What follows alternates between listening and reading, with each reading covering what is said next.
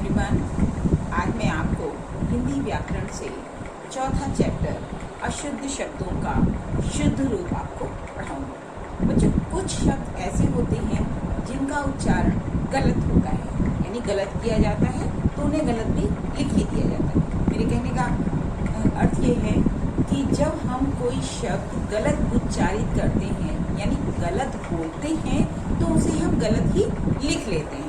इसलिए सही शब्द लिखने के लिए हमें उनका उच्चारण सही करना बहुत जरूरी है।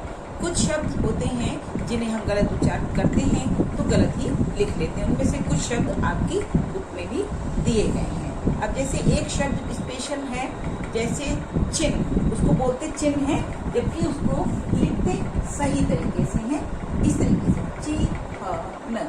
ऐसे भी और भी कई शब्द हैं जिनको गलत उच्चारित किया जाता है और लिखा भी गलत जाता है। मान लीजिए अधीन है ना, और इसका सही उच्चारण है अधीन।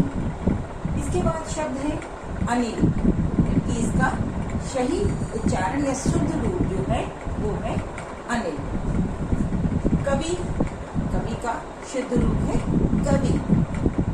कृपा, कृपा का शुद्ध रूप है कृपा। दयालु, दयालु का शुद्ध रूप है दयालु। इसमें छोटे ऊ की मात्रा आती है, जबकि बोलते दयालु यानी बड़े ऊ की मात्रा वाला शब्द उच्चारित करते हैं, जबकि सही शब्द जो है ला में छोटे ऊ की मात्रा। ऐसे ही बच्चों कई और शब्द जो हैं वो आपकी बुक में दिए गए हैं, उन्हें आप सही उच्चारण करना सीखें। इसके बाद अभ्यास कार्य होगा, वो आप अपनी बुक में ही करेंगे और जब प्रश्न उत्तर मैं आपको दूंगी तो वो आप प्रश्न उत्तर आप अपनी फेयर एंड